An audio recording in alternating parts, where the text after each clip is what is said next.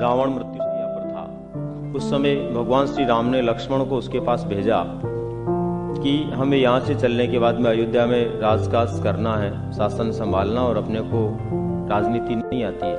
तो रावण बहुत बड़ा राजनेता है, एक बार उससे जाकर राजनीति सीख के आ जाओ कि राजनीति क्या होती है। तो लक्ष्मण गया रावण के पास में, और रावण के पास में जाकर के खड़ा हो गया, और उसने 2-3 बार बोला उसको कि भैया ने राजनीति सीखने के लिए भेजा है, पर रावण बोला ही नहीं। लक्ष्मण दुखी होकर वापस राम के पास चला गया।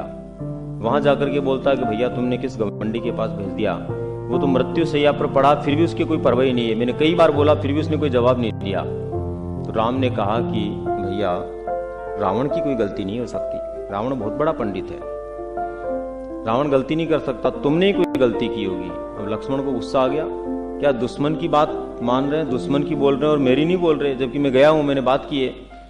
राम ने पूछा कि तुम एक बात बताओ मुझे, किस तरफ जाके खड़े हुए थे? तो उसने कहा मैं उसके सिर की तरफ जाके खड़ा हुआ था। बोले यही तो गलती है तुम्हारी, दोबारा जाओ। रावण बहुत बड़ा पंडित है, वो ऐसे नहीं बोले, उसके पैरों की तरफ जाके खड़े होना। अब की बार लक्ष्मण दोबारा गया, रावण के पैरों की तरफ जाके खड़ा हो गया। बिना लक्ष्मण के बोले ही रावण बोलने लग गया कि पहली शिक्षा तो तुझे मिल गई, तेरे भाई ने दे दी कि जिससे भी कुछ चाहिए, जो भी तुमसे बड़ा है, उसके पैरों की तरफ खड़ा होना चाहिए। क्या होना चाहिए?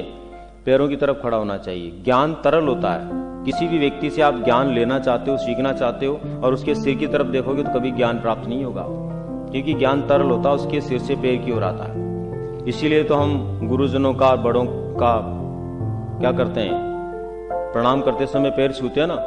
पैर छूने में भी हम ना कई तरह की स्टाइल अपनाते हैं। आजकल तो इतना ही हो गया, थोड़ा सा सिर झुकाने में लगता है कि पैर छू लिए साहब, कुछ अपने खुद के यहीं छू के बोल देते हैं प्रणाम साहब। ये गड़बड़ मामला, इससे कुछ ही ज्ञान आने वाला नहीं है। ज्ञान तो करंट की तरह आता है, जब तक अर्थ नहीं बनेगा तब तक कैसे आएगा बताओ? अर्थ बनना जरूरी है, सामने वाले के पैरों की टच होना जरूरी है, तभी जाकर के उसका ज्ञान तुम्हारे अंदर आएगा, करंट की तरह वो घुसेगा, वरना करंट ही नहीं आएगा।